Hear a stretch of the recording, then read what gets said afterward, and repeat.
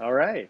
It's 420, a day when a lot of people are talking about marijuana. The Clean Slate Initiative is taking a moment to look at a couple of places where marijuana and Clean Slate intersect.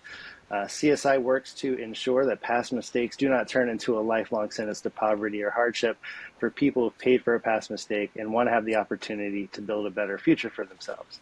So I wanted to get thoughts of Erik Altieri, Director of Campaigns, on a few things. And the first is, Erik, with 1 in 3 adults in the United States having some kind of arrest or conviction record, do we know how many of those are for low-level marijuana or other recreational drug offenses?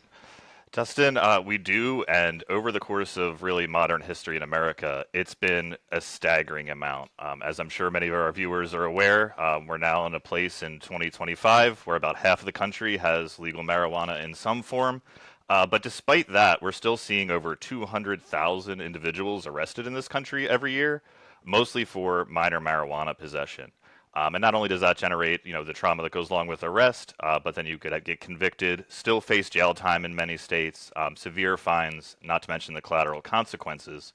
But that's just lately. If you really want to look at the universe of records, you start going back, even in the 2010s, the 2000s, and certainly the 90s, there were over 600,000, 800,000 some years arrests for just simple marijuana possession alone. And when you build that all together through the course of the war on drugs and war on cannabis, that really started in earnest in about 1965. We're talking about 30 million records, criminal records for marijuana possession across this country. That's 30 million individuals dealing with all those issues we know go along with that and the collateral consequences as it relates to jobs, education, housing, personal well-being. And that's really why, as states moved to legalize marijuana, they realized that stopped generating those records and stopped some of the pain. But we had to look back and start moving to record clearance. Yeah, you said 30 million marijuana records since 1965. How many of those are for simple possession? Over 90% are typically for simple possession. So you're looking at personal use amounts, a couple of joints, some young college kids. It's not drug traffickers. It's not all these cartels that people think about. It's overwhelmingly a universe of average Americans across all demographics, but largely are made up of low-income, working-class, Black and Brown Americans who were over-policed and over-arrested for marijuana possession throughout the modern war on drugs. So it sounds like we have millions of people who have records for marijuana offenses. There's a growing trend in states to legalize marijuana. So what's happening to these records? Do they continue to follow people even though marijuana is not legal? They certainly do, and that's something that really became, an issue in the state's legislatures after legalization started in earnest in 2012 when Colorado and Washington State moved forward, and then as every other state did, they realized we also have to address these records. So we've seen really about 25 states and D.C. and the U.S. Virgin Islands have instituted some form of record sealing for marijuana offenses. So that in many places, about half of those, that's automated, like similar to Clean Slate, but only for marijuana offenses. It's Hmm. state initiated, and they seal the record without the individual having to pay a fine, file a petition. But other places have, gone the petition route or some other more cumbersome processes.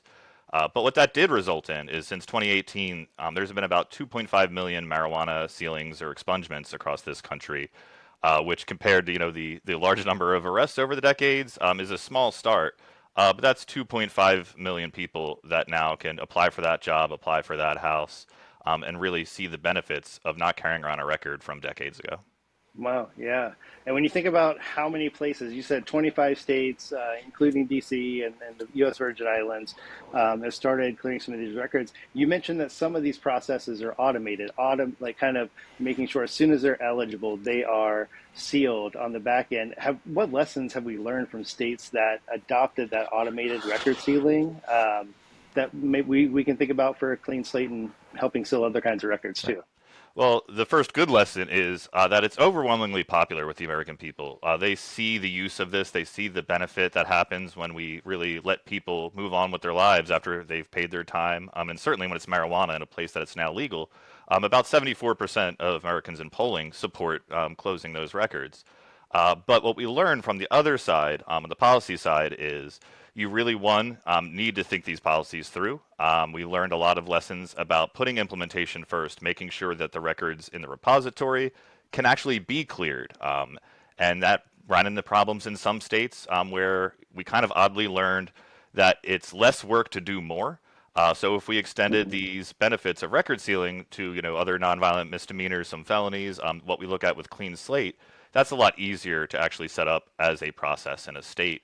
Otherwise, for instance, Rhode Island, when they went to expunge marijuana records, they had to have someone individually go in because all it would say is, Schedule 1 substance. Which Schedule 1 substance? That turned into a lot of work in some places where they didn't really have that full policy. But places we've seen go to expand this relief and all these benefits we've seen already in the small population of marijuana consumers who had records, if you expand that out to all these other charges and to the millions and millions of Americans with misdemeanor records, not only are you going to see more benefit, obviously, but it's easier for the state to implement, and it's a more clean policy to pursue. Yeah, no, I appreciate that. As we think about states already have a process for someone to have their record sealed after they meet some requirements after a certain amount of time has passed. Less than 10% of people do that. So it really resonated when you were talking about less is more. Like, the broader we can go with these policies, the easier it is for state governments to automate. And I think since we've already decided some of these records should be sealed at a certain point anyway, it's kind of like an easier policy to adopt on the state end. And it made individuals more Yeah. comfortable with, the policy of record sealing generally. It was an Yeah. easier argument in the public to say, well, marijuana is now legal. Let's clear those records. People said Hmm. yes. But when they saw how many people had records, how it was their neighbor, their brother, their best friend, who were suffering all this time with a record, they began to realize that the benefits that come with it are so great, and that we should really be bringing this to more people. So by trying this kind of experiment in these states, on just marijuana records, I think it's really opened politicians and Americans' eyes to the benefits of a full clean slate policy. Yeah, I mean, that makes sense, and it really does demonstrate the need for broader state level automation of expungements across the country. Any final thoughts about anything else that about marijuana and clean slate, or something about the way marijuana is approached record sealing, or states has demonstrated the need for broader record sealing laws? I mean, it really shows that, a criminal record, especially for minor offenses like marijuana possession or, cashing a bad check or all these other minor Hmm. issues we see people suffering with, it gives the government excuse to stay on somebody's back, to really, pick winners and losers almost in our day-to-day economy, by saying some people now with a record are just going to see, their dreams really derailed entirely. Just because you had a joint, there were people who couldn't get that financial aid to go to college. That made that harder for them to get a job, to really take care of their family, which then made it hard to, buy a house, to develop in communities, to really build the society we like to see. So I think that the real lesson here is that it's time to bring full automated record sealing to every state in this country, so that people can have that second chance and they can really move forward, and we can really reflect the values that we believe in as American, and giving people a second chance, and that they shouldn't be defined by their criminal record for the rest of their lives. Cool.